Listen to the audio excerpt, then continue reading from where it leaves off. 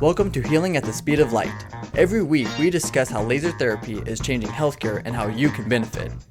Now, here is your host and founder of Laser Therapy Institute, Dr. Jason Rountree. All right. Well, welcome back to Healing at the Speed of Light. This is your bi-weekly laser therapy podcast for patients specifically. Of course, this does also contain a lot of information that might be useful to you as a healthcare practitioner, but we have a different podcast specifically for you called the Laser Therapy Institute podcast. So if you're a healthcare practitioner, jump on over to that one after you listen to this. Right. But if you're a patient, this is where it's at. This is where we're going to talk about what laser therapy is and what it could do for different conditions. And in this case, today, we're going to be talking about shoulder pain. Shoulder pain.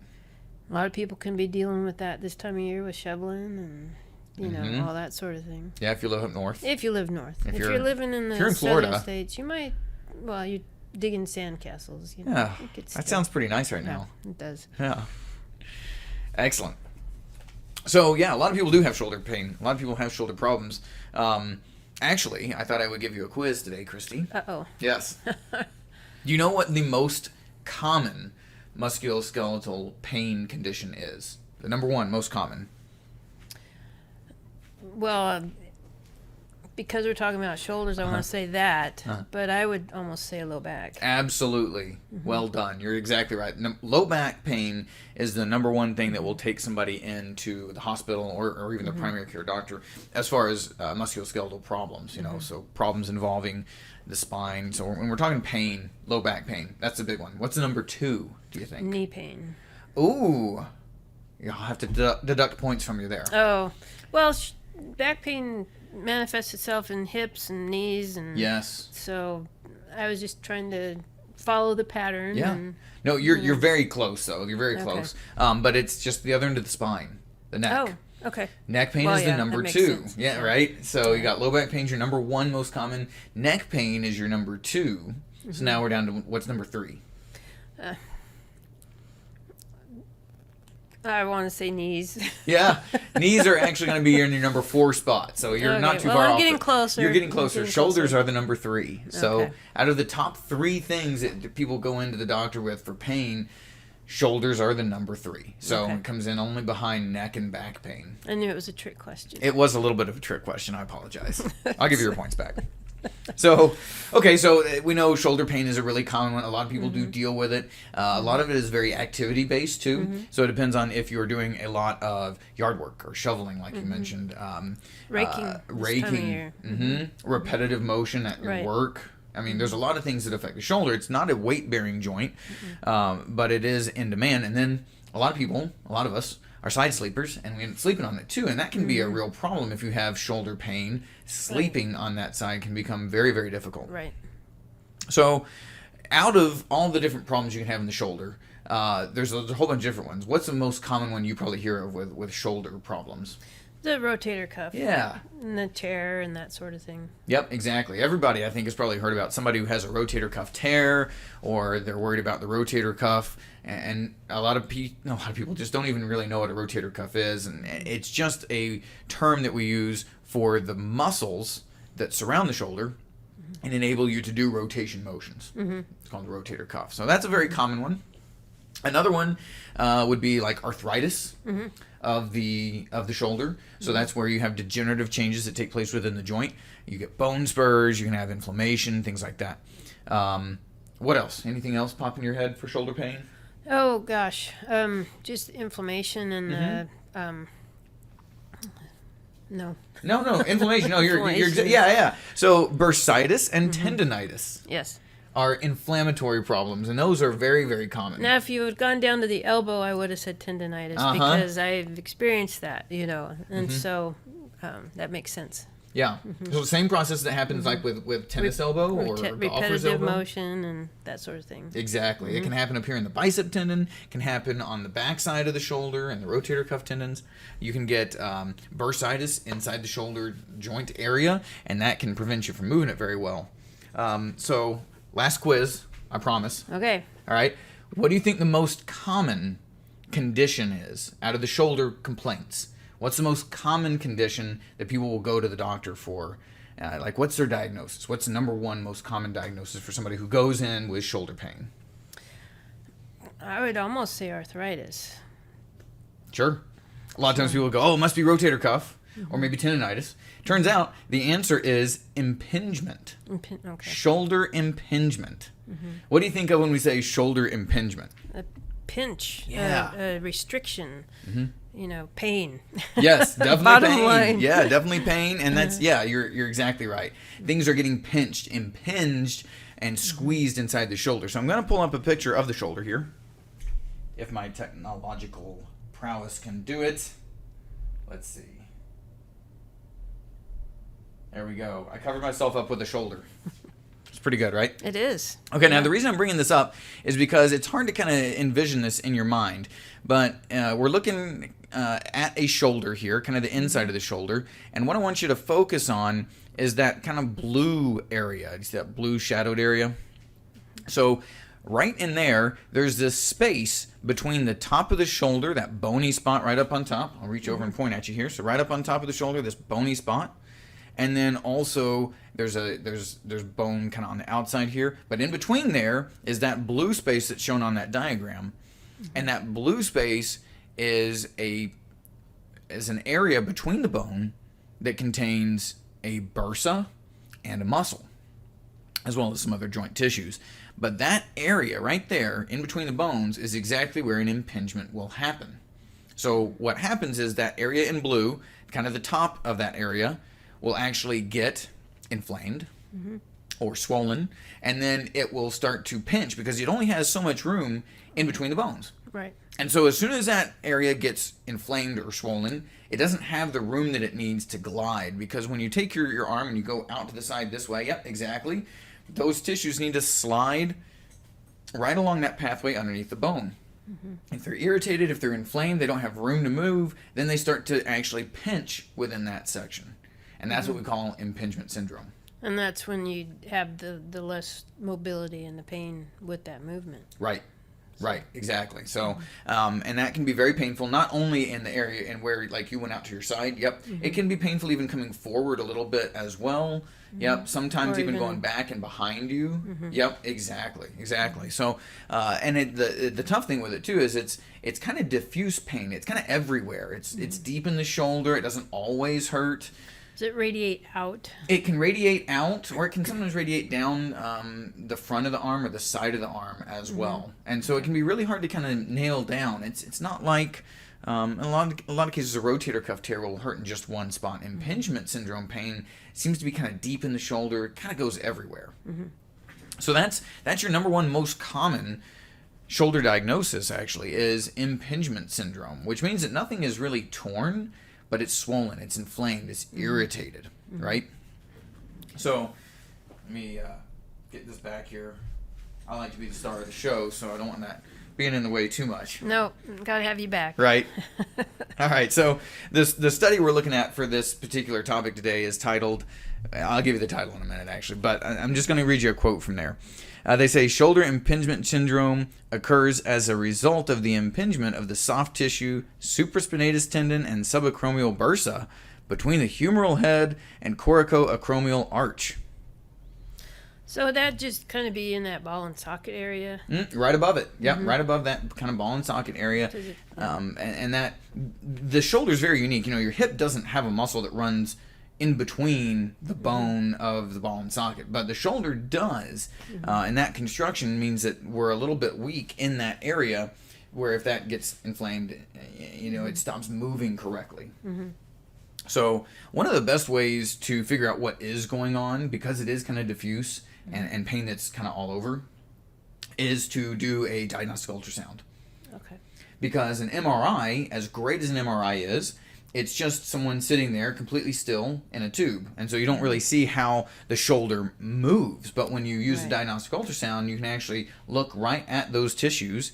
You can put the patient... Have the person move as you're doing the ultrasound. Yep. And what you see on the ultrasound is you see that instead of all these muscles sliding up underneath this bone, they just bunch up right here. And that's usually painful when you have somebody do that. So you can very quickly and accurately diagnose shoulder impingement syndrome with a very low-cost method right there. X-rays don't show it. MRI doesn't usually show it.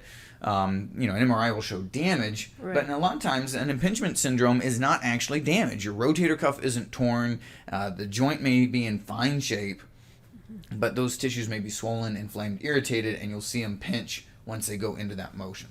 So, what causes something like that? Do we know? Is it what are the causes of that kind of inflammation? There's not a real clear explanation, but we do think that repetitive motion is one of the biggest causes. Okay. So if you have to do a lot of overhead work, that's a factor. You can actually injure that area too by falling or lifting something, and then when that gets swollen in the body's attempt to repair it, it starts to impinge. And then the problem is, the more it impinges, the more it swells, and the more it swells, the more it impinges, and so it's this ongoing cycle. Yep, exactly.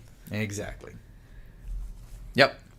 So the study we're looking at for this, I'll give you the title of it now. It's a study from back in January of 2021. Very recent. Yeah, just a little more than a year old now. And the title is The Effectiveness of High-Intensity Laser Therapy on Pain, Range of Motion, Functional Capacity, Quality of Life, and Muscle Strength in Subacromial Impingement Syndrome, a 3-month follow-up, double-blinded, randomized, placebo-controlled trial. Phew. I made it. Made it all the way through.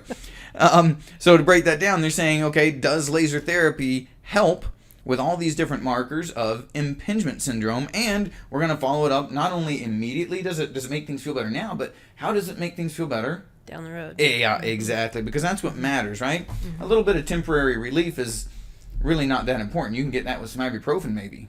Right. But the goal is lasting relief. Exactly. Lasting help. Exactly. So that's what this study is looking at. Does laser therapy work for impingement syndrome? Now, if you're new to us and this podcast, or you're wondering what laser therapy is, we're not talking about burning or cutting any tissues. We're actually using very safe, non-invasive laser light to stimulate a positive change in the body's biology. It's actually called photobiomodulation at this point. And photobiomodulation trying to mean that we're using light or photons to stimulate a biological stimulus to modulate the body's tissues and enhance repair and decrease pain. It says in the study that the pain-releasing effect of high-intensity laser therapy is provided by reducing the transmission of painful stimuli and increasing the morphine mimetic factors. It rapidly induces photochemical and photothermal effects, increasing blood flow and cell metabolism and vascular permeability. Now, a lot of that is really kind of technical language, but essentially what it's saying is we're getting more blood flow and better cellular function. So you're working on healing this thing at a cellular level.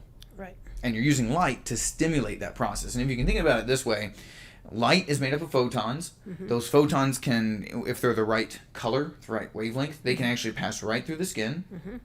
They interact with your cells and go from being photon light energy, they're basically translated into chemical energy that the body can then use to stimulate a repair process through increased metabolism, better vascular performance for getting more blood flow in there. So we're just stimulating the body's own processes by directly delivering more energy to these damaged areas.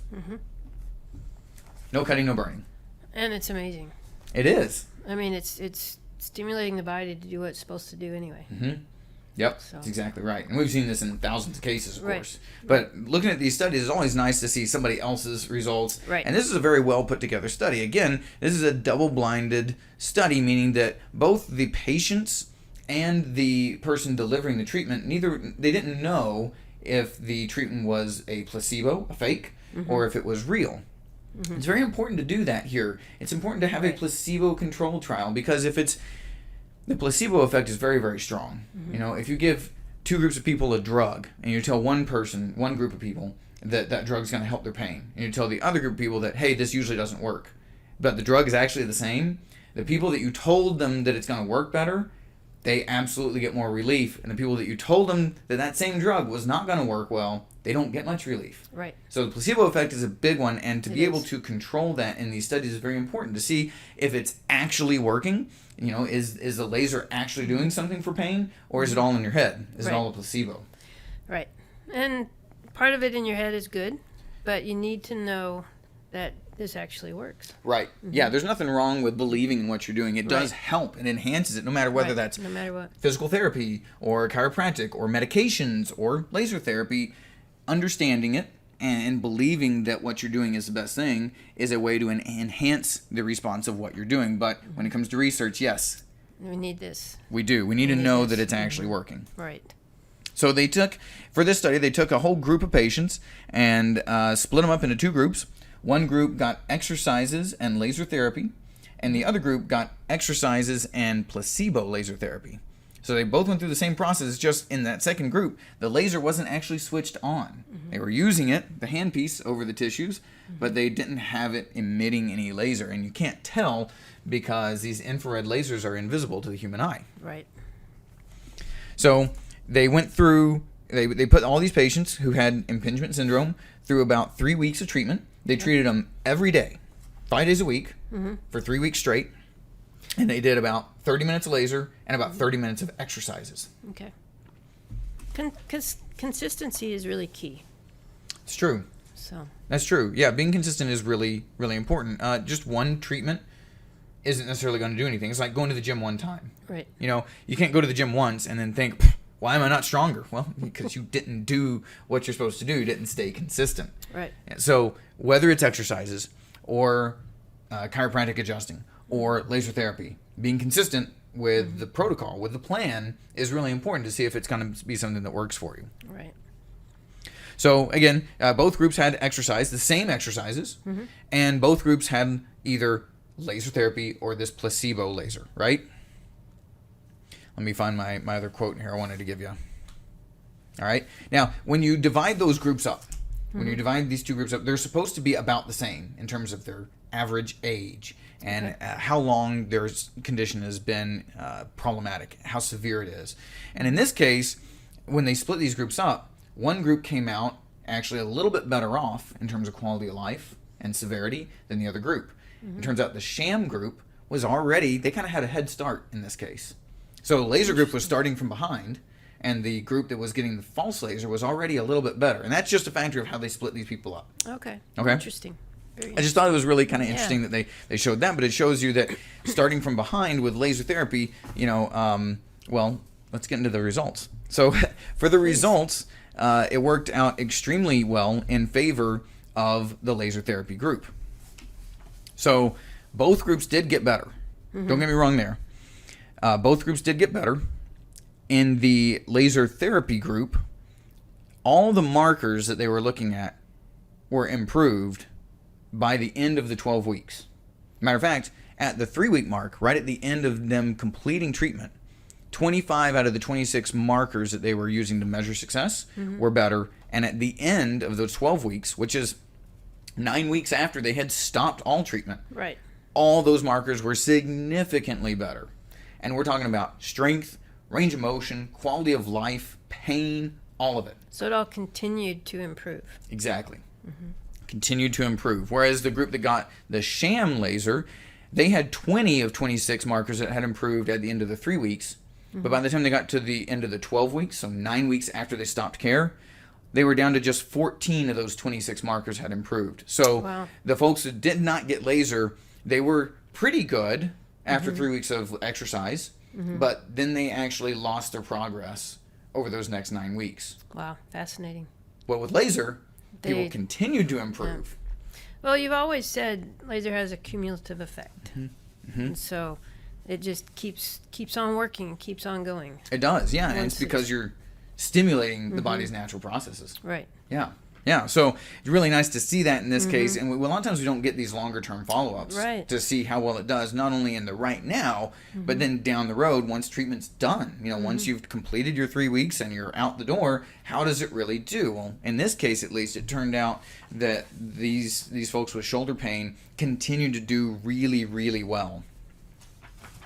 That's actually really exciting. It is. So it is, and it's nice to see that in a very balanced group. And again, remember, especially when they started out behind. It's exactly what I was just going to say. It's like the tortoise wins the race.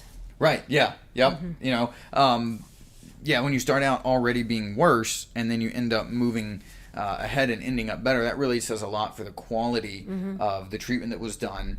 And the fact that this was placebo controlled rules out the fact that these people just thought they were getting better. Right. Yeah. They actually did. Exactly. They actually did. Yeah. And this says, too, that most of the studies performed with laser therapy have revealed that the high-intensity laser therapy is safe and effective and easily applied for musculoskeletal injuries like neck pain, back pain, and so forth. They say it's been used for symptoms in a wide range of disease groups, such as low back pain and facial paralysis and chronic diabetic foot ulcers as well. So all kinds of things that you can use safe, non-invasive laser therapy for. And, are there any side effects? No, we've never seen really any documented serious adverse events. In this particular study, they say there were no side effects noted at all in either group, the group that got the sham laser or the real laser. Both groups were doing exercise. So everybody tolerated this treatment extremely well. And definitely the laser therapy came out on top this time. Nice. That's encouraging. It has to be encouraging to people as well. Mm-hmm. It's a very non-invasive, very plausible method of treatment. Yeah, exactly. When it can work that well. Because a lot of people are sent to physical therapy for shoulder problems. And clearly, like right here, it worked out quite well for the people who were just getting traditional physical therapy exercises. It worked out even better once you had physical therapy and laser therapy together. For these patients. Absolutely. So while PT is a great option, PT plus laser therapy is an even better option. And realize if you're dealing with shoulder pain, you're in a group that is pretty big. It's very, very common. In most cases, that's going to actually end up being impingement syndrome. So you want to make sure you get a good, accurate diagnosis of what is wrong. Make sure that you don't have, tears or damage or arthritis. Make sure you know what you're dealing with. But if you get diagnosed with an impingement syndrome, laser therapy and physical therapy can be a great combo to get you out there and get you back to normal. Right. That's all I've got. Sounds great. Awesome. Sounds good. Okay. Well, thanks very much for joining me today. If you're looking for effective laser therapy options, you can find clinics on our website, lasertherapyinstitute.org. You can go there and click onto the clinics tab. That will help you find a clinic near you. If you're having some trouble finding someone near you, you can also just email us, info@lasertherapyinstitute.org. We'll be happy to answer all the questions you might have, assist you in finding good, effective laser therapy near you. If you know a practitioner, or if you are a practitioner looking for effective ways to use laser therapy in your practice, we are here for you. We can help set you up with the right settings, the right protocols, marketing, training, certification, all of it. And we're the only independent training organization for Class 4 laser therapy physicians out there. We got one question we're going to answer real quick here. Question is, which wavelength is recommended for shoulder pain treatment? Well, a lot of wavelengths have been used effectively for shoulder pain, everything from 800 to 810. We've also seen 905 and 980 used very, very well. In this particular study, they used a 1064 nanometer wavelength high-intensity laser. We've seen more and more research lately with that 1064 nanometer wavelength. It's a very deep penetrating wavelength with less scatter than an 810 nanometer wavelength. However, we know that a lot of lasers can have very good effects for shoulder pain, shoulder problems. And so if you have anything in that 810 or 800 to about this 1064 nanometer wavelength, anywhere in there is probably going to have some great effects. All right. Sounds good. Signing off until a couple weeks from now. We'll be back. Subscribe to this weekly podcast for more great information. Find a certified laser therapy clinic near you at lasertherapyinstitute.org. If you're a healthcare provider, check out our practitioner-focused Laser Therapy Institute podcast. Thanks for listening.